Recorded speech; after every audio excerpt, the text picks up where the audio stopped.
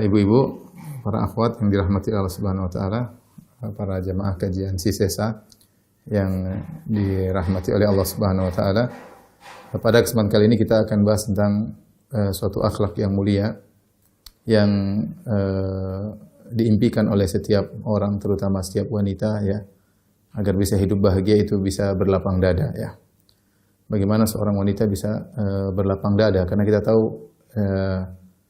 dalam kehidupan ini kita menjalani banyak namanya ujian, problematika kehidupan, rumah tangga, pekerjaan, bahkan dengan tetangga, bahkan dengan kerabat, ya.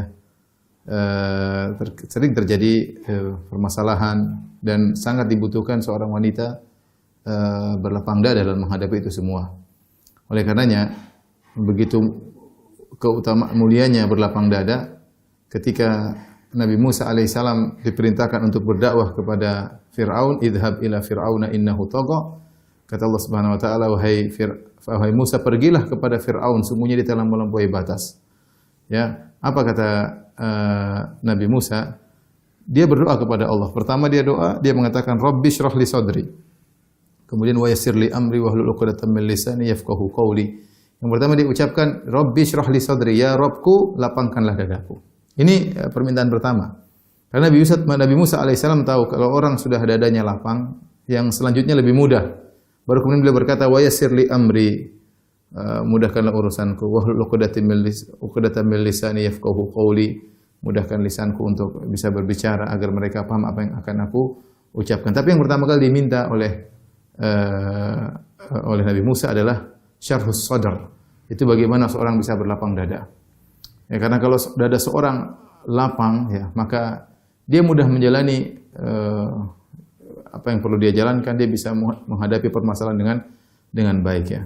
Oleh karena di antara sebagian tafsir para ulama tentang alam nashrah laka sadrak, di antara nikmat anugerah yang Allah sebutkan kepada Nabi, Allah mengatakan alam nashrah laka sadrak, bukankah aku telah lapangkan dadamu, yaitu lapangkan untuk menerima syariat, lapangkan untuk menerima wahyu, di antaranya lapang untuk menghadapi permasalahan-permasalahan, yaitu Allah menghilangkan gundah gulana, kegelisahan dari dada Nabi sallallahu alaihi wasallam. Oleh karenanya orang kalau diberi karunia dada yang lapang, ini adalah nikmat yang luar biasa.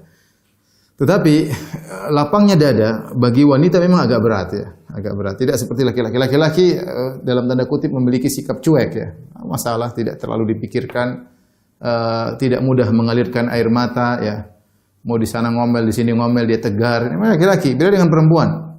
Perempuan lebih baper, dan ini sudah jelas, tidak ada khilaf dalam hal ini. Bahwasanya para wanita memang baper, ya. Bawa perasaan, segala hal bawa perasaan. Kadang perkara sepele dipikirkan sampai kurus, sampai nggak bisa makan, ya. Sampai susah, ya. Kadang sampai terkena penyakit. Karena memang wanita demikian, sifatnya lemah, ya. Makanya Nabi SAW pernah berkata, rifwan bil qawarir, ya. Berlemah lembutlah kepada al-qawarir. Al-qawarir artinya, qarur artinya botol, ya, kaca yang mudah pecah. Nabi menyamakan wanita dengan kaca yang mudah pecah karena memang mereka sangat perasa, ya. Dengan kata-kata sedikit bisa tersinggung, dengan kata-kata sedikit bisa juga bahagia, ya. Sehingga wanita perasaannya sulit untuk stabil. Kalau sudah marah, benar-benar disimpan dengan dendam yang sangat dalam. Karenanya di antara tafsiran firman Allah Subhanahu wa taala tentang para penyihir, Qul a'udzu birabbil falaq min syarri ma khalaq wa min syarri ghasiqin idza waqab wa min syarri naffatsati fil 'uqad. Yang artinya aku berlindung kepada Allah min syarri naffatsati fil 'uqad. Dari kejahatan para wanita-wanita penyihir yang meniup buhul-buhul. Kita tahu namanya penyihir bukan cuma nenek sihir, ada juga kakek sihir, ya. Ada wanita penyihir, laki-laki penyihir. Tetapi kenapa Allah sebutkan dalam surat Al-Falaq ini wanita-wanita penyihir? Bukankah laki-laki penyihir ada juga? Sebagian ulama ada yang mengatakan karena sihirnya para wanita lebih kuat dan lebih banyak mereka jadi penyihir. Di antara sebab mereka lebih kuat karena hati mereka kalau sudah jengkel, dendamnya sangat kusumat, sangat luar biasa, ya. Dan ini kenyataan yang pahit terkadang kita lihat, wanita kurang berlapang dada, ya, ketika terjadi permasalahan di antara mereka, akhirnya sulit memaafkan. Pertemanan yang tadi sudah dibina selama bertahun-tahun bisa hancur dalam sekejap, ya. Dan demikianlah wanita. Oleh karenanya pembahasan tentang berlapang dada ini sangat penting, terutama bagi wanita yang baper, ya, yang bawa perasaan disimpan, terkadang tidak diungkapkan, hanya diungkapkan dengan tangisan, tapi tidak hilang kedongkolan tersebut, kejengkelan tersebut, ya, kemarahan, dendam dan yang lainnya. Ya. Jadi masalah sebagian wanita ketika menghadapi permasalahan yang dada mereka tidak lapang, maka dia hanya terbawa dan tidak berusaha melapangkan dadanya, dan dia tidak berusaha melawan kondisinya yang sulit tersebut. Dia membiarkan dirinya, jiwanya, ya, terbawa, tergiring oleh kemarahannya, tergiring oleh dendamnya, tergiring oleh kesedihannya yang entah mau dibawa kemana dirinya. Sehingga sebagian mereka kalau ketemu orang curhat tentang suaminya, curhat tentang tetangganya, curhat tentang temannya, terkadang mungkin curhat tentang ustadznya, curhat, ya, tapi dia nggak berusaha melakukan perlawanan terhadap kondisi yang ada. Maksudnya tidak berusaha untuk mencari solusi, hanya sekedar cerita-cerita, dan ini salah. Ya, ini yang diinginkan oleh syaitan. Syaitan ingin wanita cerita sana, cerita sini, cerita sana, tapi dia sepertinya pasrah, tidak berusaha melakukan perubahan, ya, perbaikan dengan apa yang dia hadapi. Dan akhirnya terjebak dalam kesedihan yang berkepanjangan, dan ini mempengaruhi ibadahnya, mempengaruhi dunianya. Dan Allah senang wanita yang terjebak dalam kesedihan yang tidak hilang-hilang kesedihan tersebut. Innama najwa minasyaitani liyahzunal ladzina amanu. Ya. Sungguhnya najwa bisik-bisik dari syaitan liyahzunal ladzina amanu, agar orang-orang yang beriman menjadi bersedih, ya. Jadi ini yang berbahaya, terkadang seorang wanita tatkala dadanya tidak lapang sehingga begitu mengalami permasalahan, ya, dia hanya curhat sana sini, terkadang curhat di HP, terkadang curhat di medsos tanpa berusaha mencari solusi. Ini yang menjadikan kita perlu berbicara atau membahas tentang pentingnya berlapang dada. Karena kalau seorang wanita sudah diberi anugerah lapang dada, dia wanita yang sangat bahagia, ya. Dadanya lapang, besar, luas, dadanya luas, ya. Bisa jadi wanita tersebut kurus tapi masya Allah dadanya luas, siap menghadapi berbagai macam permasalahan, tenang, tentram, tidak meledak-ledak, ya. Menghadapi masalah dengan cerdas, dipandang masalah tersebut, bisa diajak berpikir. Namun jarang wanita seperti itu, jarang, ya. Bisa jadi seorang wanita mungkin badannya besar tapi dadanya sempit, baru disinggung sedikit ngomel, baru ngomong sedikit tersinggung. Ribut sama orang tuanya, ribut sama tetangganya, ribut sama suaminya, ribut sama anaknya, egonya tidak mau dia turunkan. Repot seperti ini. Makanya di antara hal yang menakjubkan, Allah menyebutkan di antara ciri wanita penghuni surga adalah wanita yang berlapang dada terhadap suaminya. Apa kata Nabi SAW menyebutkan di antara ciri wanita penghuni surga adalah wanita yang berlapang dada kepada suaminya. Dalam satu hadis Nabi SAW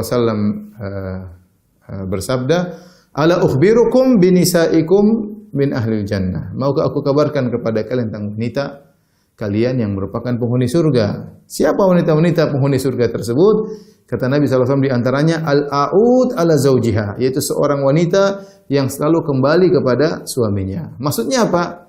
Seorang wanita selalu kembali kepada suaminya.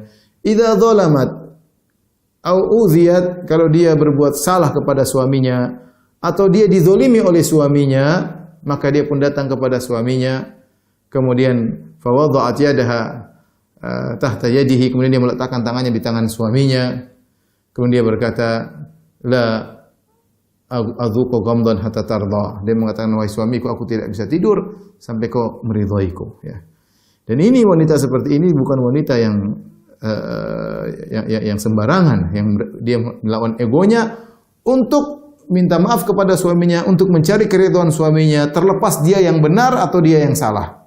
Karena dalam riwayat disebutkan, idza udhiyat au zalamat, kalau dia diganggu oleh suaminya, artinya suaminya yang salah, atau dia yang berbuat zalim kepada suaminya, dia berusaha mencari keridhaan suaminya. Sampai dia datang letakkan tangannya di tangan suaminya, dia pegang tangan suaminya, dia berkata, ya suamiku, aku tidak bisa tidur sampai engkau ridha, ya. Bukan wanita yang ego, mas kamu yang salah. Sayang, bang kamu yang salah, ya. Kamu harus begini. Subhanallah. Sebagian wanita egonya tinggi sehingga tatkala terjadi problematika di antara dia dengan suaminya, jangankan dia yang dia yang salah. Kalau dia salah, dia benar, dia tidak mau minta maaf. Dia salah saja, dia tidak mau minta maaf. Apalagi kalau dia benar. Sebagai wanita, dia yang salah saja dia tidak minta maaf. Maunya suaminya yang minta maaf. Apalagi kalau dia benar, lebih lagi. Karena ini di antara hal yang menakjubkan saya dapat di dalam hadis. Ternyata wanita yang berlapang dada, terutama terhadap orang-orang terdekat, maka wanita tersebut adalah penghuni surga. Baik, ibu-ibu sekalian dirahmati Allah Subhanahu wa taala, kajian sisa yang dimuliakan oleh Allah Subhanahu wa taala. Dari sini kita harus mempelajari di antara sebab-sebab apa yang bisa membuat kita mudah untuk berlapang dada. Karena terus terang namanya permasalahan tidak akan pernah selesai. Kita hidup, kita masuk dunia ini, kita memang masuk dalam dunia permasalahan, ya. Laqad khalaqnal insana fi kabad. Kata Allah, sungguh kami telah ciptakan manusia dalam kepayahan. Dia tidak berpindah dari satu kondisi lain kecuali di situ ada permasalahan, ada ujian, ada kesedihan, ya, ada tawa tapi diselingi dengan kesedihan, ada gembira tapi diselingi dengan tangisan. Seperti itu, itulah kehidupan apa? Manusia. Siapapun dia orangnya, ya, siapapun dia orangnya.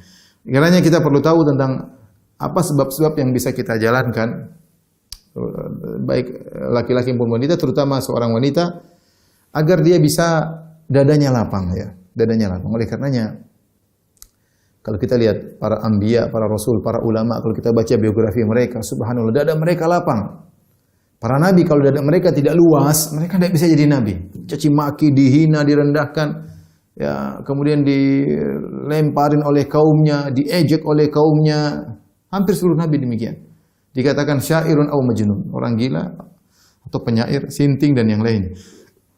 Namun Allah menyiapkan mereka sosok-sosok yang memiliki dada yang lapang, dada yang luas, yang siap menerima problematika, bisa menghadapi dengan tegar. Dan ini orang-orang yang hebat seperti ini, ya. Saya pernah ketemu kawan, dadanya sangat sempit, subhanallah, orangnya berilmu, kawan saya sendiri waktu saya sekolah di Madinah. Orangnya berilmu, mungkin hafal Quran, tetapi dadanya sempit, subhanallah. Kasihan saya lihat dia. Ketika ada masalah sama teman saya yang lain, dia emosi. Dia bilang, "Ya Firanda, si fulan itu, ya saya doakan semoga dia disempitkan dalam kuburannya." Padahal belum mati orangnya. Masya Allah, kenapa begitu sadis, ya? Ya akhi, itu kawan ente doain supaya disempitkan dalam kuburan. Dia masih hidup, sudah didoain seperti itu. Kenapa sampai harus seperti itu, ya? Kenapa sampai harus seperti itu? Jadilah seorang yang berlapang dada, ya. Kita apalagi orang Indonesia harusnya orang yang lapang dada, mudah memaafkan, ya. Harusnya demikian, mudah menghadapi permasalahan, tidak memperbesar masalah. Ada masalah kecil, jangan lebay dibesar-besarin, ya. Udah, dengan demikian kita akan hidup dengan tenteram. Maka orang yang paling bahagia adalah orang yang dadanya paling lapang. Tapi di antara hal-hal yang mungkin bisa kita perhatikan oleh para ibu-ibu yang dirahmati, para akhwat, agar dada kita bisa menjadi lapang, adalah pertama kita harus tahu tujuan kita adalah akhirat. Ini paling penting. Saya hidup dunia ini tujuan saya akhirat. Ya, dan saya dalam kehidupan ini saya akan melewati lautan yang penuh dengan gelombang. Tujuan saya adalah agar saya bisa sampai pada tujuan. Maka saya harus sabar, tujuan saya akhirat. Kapan kita menjadikan dunia kita sebagai tujuan, kita akan tenggelam dalam lautan dunia tersebut. Masing-masing kita punya pekerjaan, masing-masing kita punya kesibukan, tapi jangan sampai kita jadikan dunia sebagai tujuan kita. Siapa yang menjadikan dunia sebagai tujuannya, hatinya akan dicerai-beraikan oleh Allah Subhanahu wa taala. Tapi apapun pekerjaannya, apapun kegiatannya, dia menjadikan ini sebagai sarana untuk mencapai akhirat, maka ini akan menjadikan dia bahagia. Ya. Kawan-kawan banyak yang punya pekerjaan, punya produk-produk, ya, tapi dia niatkan bahwasanya saya kalau dapat sekian persen untuk Islam, untuk dakwah, untuk anak yatim. Dengan demikian dia menjebak dirinya, ya, untuk menjadikan akhirat sebagai orientasinya. Ya, tidak dilarang dia memiliki kelebihan harta untuk beli ini, beli anu, untuk dia hidup nyaman sama keluarganya, sama istrinya, sama anak-anaknya, sama suaminya. Oke, nggak ada masalah. Tapi orientasinya harus akhirat. Karena siapa yang orientasinya dunia, dia akan dicerai-beraikan hatinya oleh Allah Subhanahu wa taala. Oleh karena seorang harus menjadikan tujuan dia adalah akhirat. Ini penting, ya. Makanya di antara doa Nabi sallallahu alaihi wasallam, dan saya harap para ibu-ibu menghafalkannya, wala taj'alid dunya akbaru hammina wala mablagha ilmina. Ya, la taj'alid dunya akbaru hammina. Yang artinya, Allah, janganlah kau jadikan dunia sebagai puncak cita-cita kami. Jangan. Ya, wala mablagha ilmina, dan puncak daripada ilmu kami, ya. Kami ini belajar, ya Allah, agar akhirat menjadi tujuan. Dan ini kalau teori semua orang pandai ngomong. Oh, tujuan kita akhirat. Ada mungkin ustadz ngomong gitu tapi duniawi banget ya. Bisa jadi seorang dai ngomong gitu tapi duniawi banget. Secara teori oke. Teori ngomong akhirat tapi kenyataannya duniawi ya. Semuanya dilabel dengan dunia ya. Maka ini harus benar-benar kita rasakan dalam hati kalau ingin bahagia. Ya.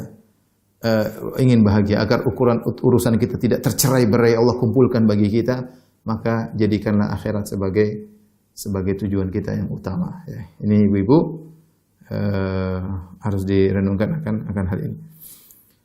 Kemudian di antara hal yang menjadikan dada seorang menjadi lapang ya adalah membaca Al-Qur'an dan ini adalah obat paling utama menjadikan seorang wanita dadanya lapang. Karena Al-Quran memang benar-benar obat bagi penyakit hati. Kata Allah Subhanahu Wa Taala, "Qad ja'atkum mau'izatun min rabbikum, ya, wa shifaa'un lima fis sudur." Ya.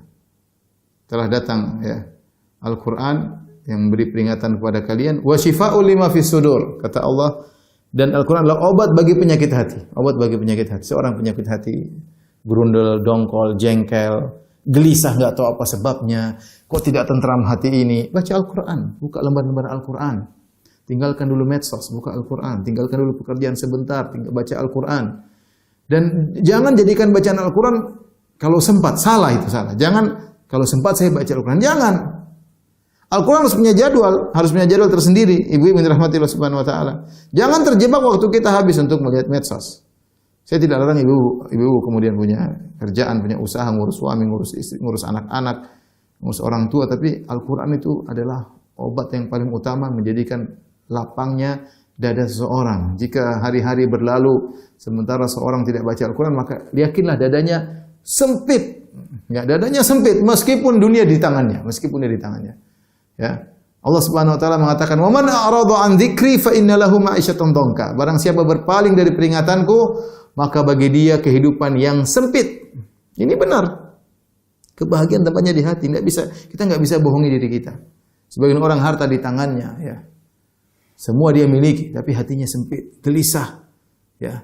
Padahal hartanya banyak, padahal suaminya kaya, padahal anak-anaknya ini mungkin ada yang sekolah di luar negeri macam-macam. Dunia sudah dia miliki, mobilnya banyak, tapi dadanya sempit. Kenapa? Rahasianya dia berpaling dari peringatanku, kata Allah. Wa man a'rada an dzikri. Barang saya berpaling dari peringatanku, fa inna lahu ma'isyatan dhanka.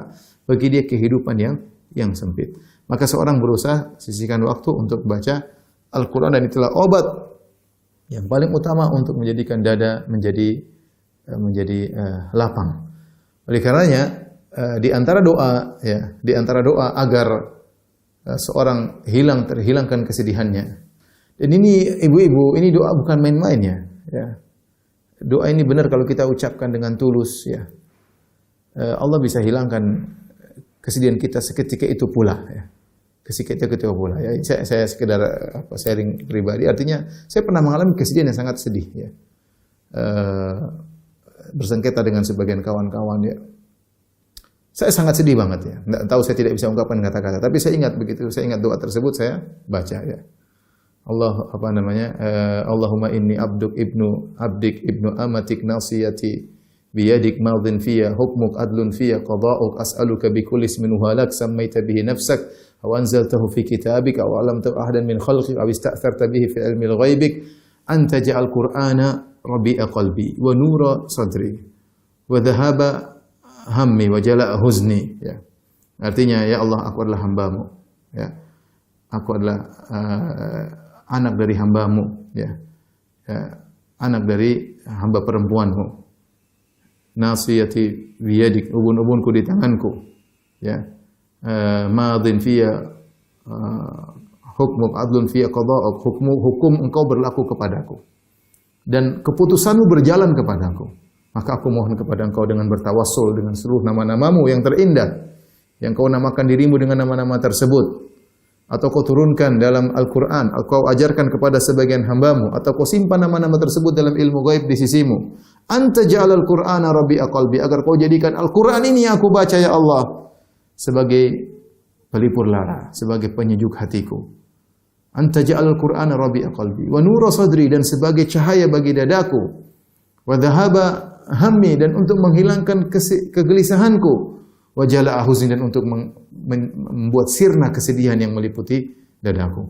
Subhanallah, ketika saya baca doa tersebut, langsung Allah kasih saya. Ya, saya jarang baca doa ini, jarang.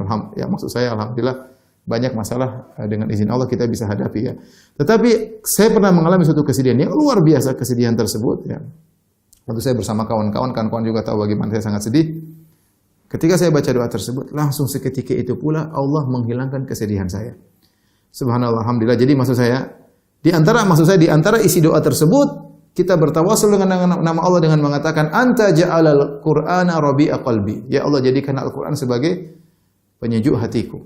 Maka ini dalil bahwasanya seorang harus sering terkait dengan Al-Qur'an. Semakin dia sering baca Al-Qur'an, apalagi dia baca tafsirnya, lezat dia baca tafsir itu. Kenikmatan luar biasa dia rasakan, akan menghilangkan berbagai macam problem. Siapa di antara kita sih yang tidak punya problem?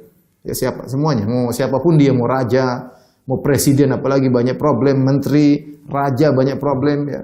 Oh, kita dari tingkatan strata paling rendah sampai strata paling tinggi, semuanya ada problematika kehidupan, enggak ada yang tidak. Tapi bagaimana kita menghadapi itu semua ya. Jadi antara hal yang mudah kita lakukan adalah dengan membaca Al-Quran. Kemudian di antara yang disebutkan oleh Ibnu Qayyim rahimahullah ta'ala, di antara hal yang membuat seorang bisa dadanya sempit adalah fudulul kalam, fudul istima', fudulul nazar, fudul mukhalatah. Maksudnya apa? Fudul kalam terlalu banyak omong. Banyak omong enggak berhenti-berhenti, itu buat hati menjadi sempit. Kita ngomong secukupnya. Fudulun nazar, terlalu banyak yang kita lihat ini, lihat anu, lihat ini, lihat anu, lihat ini, lihat anu, buang-buang waktu, ya. Kemudian apa? Fudul istima', terlalu banyak dengar ini, dengar anu, tentang ini, tentang anu, tentang ini, tentang anu, subhanallah. Fudul mukhalatah, terlalu banyak main, ketemuan sana, ketemuan sini, ketemuan sana, ketemuan sini. Kita biarkan kita berjalan dengan hawa nafsu kita. Mau dengar apa yang mau kita dengar, mau lihat apa yang mau kita lihat. Mau komentar apa yang kita komentar, mau ketemu siapa, tanpa kita pilih-pilih, tanpa kita perhatikan gerak-gerik hati kita, tahu-tahu dada kita sempit, tahu-tahu kebahagiaan dicabut oleh Allah sedikit demi sedikit. Ya ukhti muslimah, kalau anti ingin bahagia, ya jangan terlalu menghabiskan waktu anti dengan banyak mendengar, dengan banyak melihat, dengan terlalu banyak bergaul. Ya, jangan. Ya, sisihkan waktu Anda untuk Allah, sisihkan waktu Anda untuk keluarga. Ada waktunya kita bekerja, ada waktunya kita ngobrol, ada waktunya kita melihat berita. Tapi jangan itu yang mendominasi. Jangan. Semakin banyak kita membiarkan diri kita terlepas untuk hal tersebut, semakin kita telah menumbalkan kebahagiaan kita. Semakin kita menjadikan dada kita semakin apa? Semakin sempit. Semakin sempit ya. Lagi-lagi ibu-ibu sosialita sekarang, ya Allah, habis waktu untuk urusan-urusan, terkadang urusan-urusan yang tidak begitu prinsip, tidak primer, waktunya habis ya. Saya tidak melarang, namanya wanita suka dengan keindahan, tapi bukan kemudian waktunya habis untuk semua, ya. Jadi terlalu banyak melihat, terlalu banyak mendengar, terlalu banyak ngobrol, terlalu banyak bergaul, temannya terlalu banyak ya. Akhirnya waktu habis, akhirnya dada semakin sempit. Kemudian di antara hal yang menjadikan dada lapang, jadilah orang dermawan. Dalam hadis Rasulullah SAW menjelaskan pertumpahan antara orang yang dermawan dan orang yang pelit, kamatsalil rajulaini alaihima jubbatan, seperti dua orang yang memakai jubah yang terbuat dari besi. Ya, besi yang dari bulat-bulatan besi ya. Kalau seorang dermawan, dia hendak berdermawan, hatinya ingin menyumbang, ingin dermawan, ingin bantu orang lain, maka baju-baju tersebut mulai melonggar.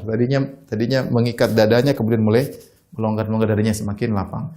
Adapun orang pelit, ya, ketika dia ingin bersedekah, ini uang kok saya keluarkan, maka dadanya semakin sempit, semakin sempit, semakin sempit.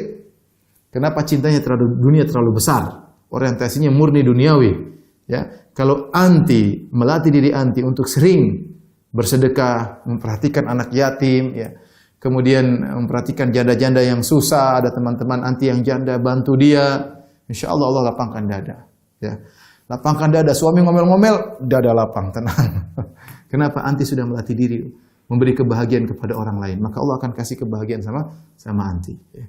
Ya, tapi kalau anti pelit, dunia terus, suami mau sedekah dilarang, jangan mas. Kita beli ini, beli ini, numpuk emas berkilo-kilo, numpuk mobil banyak, numpuk ini. Aduh, dada semakin sempit, ya. Dada semakin sempit, kebahagiaan semakin apa? Semakin hilang. Oleh karenanya ketika seorang datang lagi kepada Nabi SAW, yashku qaswata qalbihi, dia mengeluhkan tentang kerasnya hatinya, maka Nabi SAW mengatakan, in arata kalina qalbi, kalau kau ingin dadamu menjadi lembut, ya, maka fa'timil miskin, beri makan kepada fakir miskin, wamsah ra'sal yatim, dan usapkan kepalamu kepada anak yatim. Ya, dengan kita berbuat baik, membagi kebahagiaan, maka Allah akan melapangkan dada kita. Baik, mungkin yang terakhir karena waktu tinggal sedikit, tentang masalah memaafkan orang yang punya salah sama kita. Ini penting, ya.